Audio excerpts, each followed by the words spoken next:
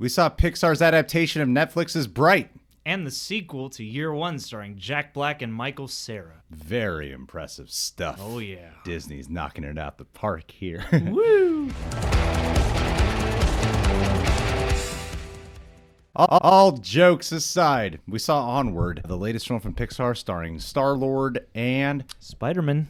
I was going to say Spider-Man. the guy from Spies in Disguise. Yeah. So it takes place in a world where in the past it was all full of magic. So you have like pixie fairies, orcs, and all that. And they still exist now, but they've become quite modernized. So they've forgotten all about magic. And this movie focuses on two brothers. Tom Holland is the main character, a guy named Ian, and his brother is Chris Pratt, a guy named Barley. Barley lives in a world where he's like obsessed with games like Dungeons and Dragons, essentially. So he knows all about magic and believes it all to be real. And then one day on Ian's 16th birthday, the brothers are gifted a staff from their deceased father, which magically brings their father back to life, but only halfway. The bottom half. So they have 24 hours to figure out how to bring back the rest of the dad, which puts them on an adventure, overcoming fears and insecurities, brotherly bond, road trip, bringing the magic back into their lives. We saw this on 4DX, Regal LA Live 4DX, and it was pretty incredible. They really made this an experience. When you see the trailer, I was like, how much 4DX can you get out of this?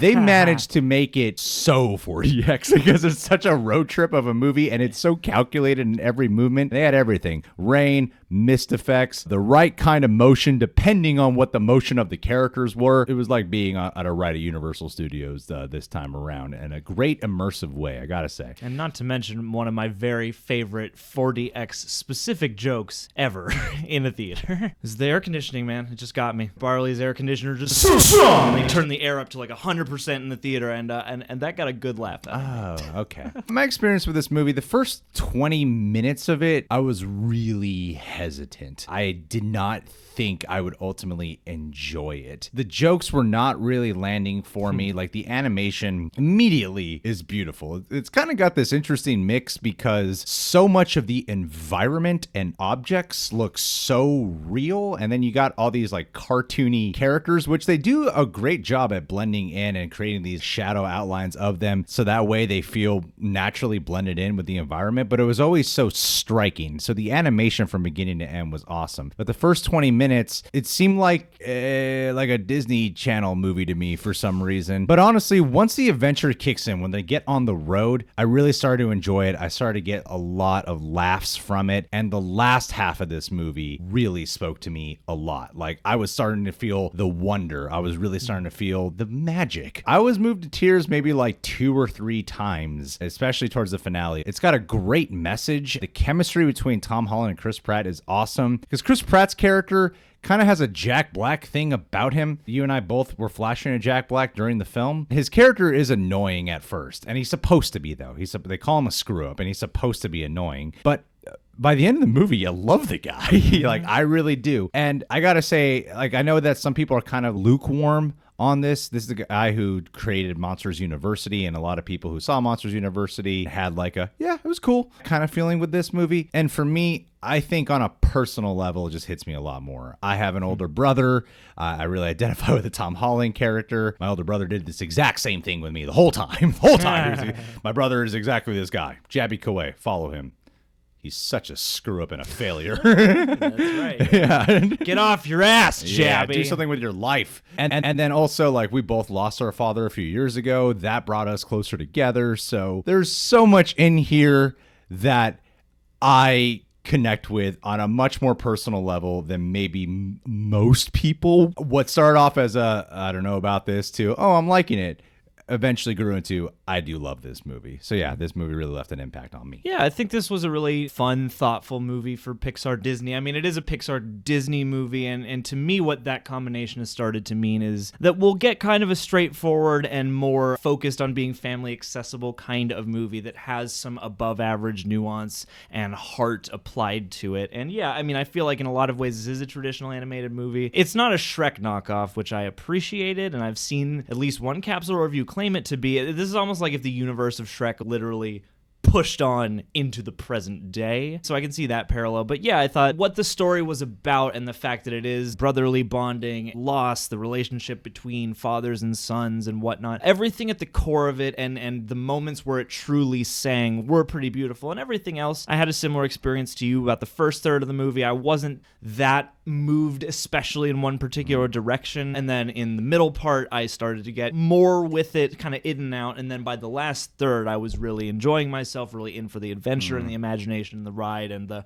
heartfelt qualities. So while this isn't a favorite of mine from Pixar, I think there's definitely a lot to appreciate. To me, it's more in that sort of like Good Dinosaur tier where I'm like, this is really well made. It's really beautiful to look at. It definitely has some really touching moments. Definitely, I think, a great movie for everyone in the family. There'll be something for everyone. So it doesn't seem quite as truly and honestly Pixar as like Soul looks like it'd probably be. I feel like Pixar exists now on kind of a one for us, one for them kind of model. But even if this is one of their more straightforward, family accessible movies, I still think it's a cut above for its nuances. Yeah, I'd say so. You got some cool female characters in here too. You got their mom played by Julia Louis-Dreyfus, who is, she's pretty funny. She's fine. And Octavia Spencer plays this character called the Manicore, who I got a big kick out of throughout. I think the finale is honestly some really powerful stuff. There's some moments in there in just terms of animation and high stakes that I won't spoil for you guys. When it was going down, I was so swept up in it. I was so involved in the character arcs. The animation of a lot of the action sequences had me just going, whoa, that looks freaking awesome. That was amazing.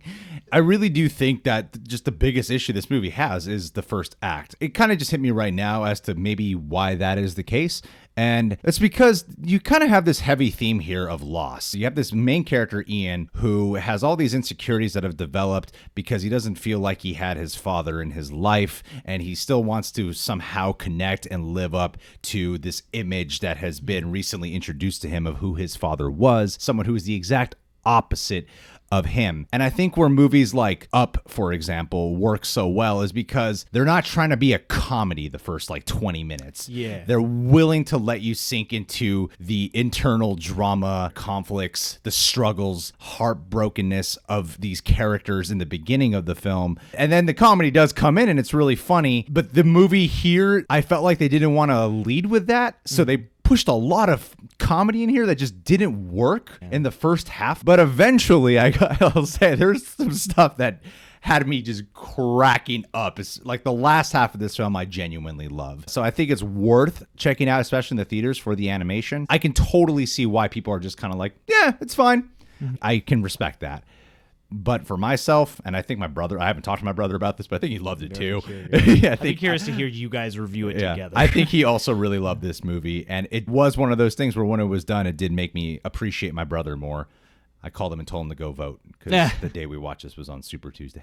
Yeah. Also, too, I do really appreciate about this movie that there are some really, really great moments of just physical animation. Going back to the point about the comedy, there were almost times where when the movie was at its quietest, I was enjoying it the most because that's where the very physical and the more kind of sophisticated animation things come out. There's a really touching back and forth bit that just involves a toe tap. Little things like that, I think, are especially beautiful about this movie. Yeah, it's like the first half, the dialogue-driven comedy wasn't so funny, but when there was like physicality involved, especially when the animation and the editing working together on that really accentuated a lot of it. I just think the themes of like handling grief and the theme too, without spoiling anything, of being able to appreciate what you have now truly and seeing that sometimes what you're looking for you've had your whole life is such an important message for kids and adults as well. It's something that heavily resonates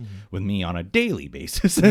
Yeah, go check it out, guys. Yeah. Go check it out. I think it's well worth the watch. And watch it in 40X if you can, because this is some of the best work they've done composing everything that 40X has to offer you. All right, guys, did you see Onward? Where would you rank it in the Pixar films? Leave your thoughts down below. Subscribe to The Real Rejects. Click that notification bell to get notified whenever we got a YouTube video up. And last but not least, let's end this with a Caldurian Sea Pinnacus. Ooh, you'd fit in the world of Onward. You could slay something. Now, kids, if you're watching this review, you shouldn't be. Our videos are not made for you.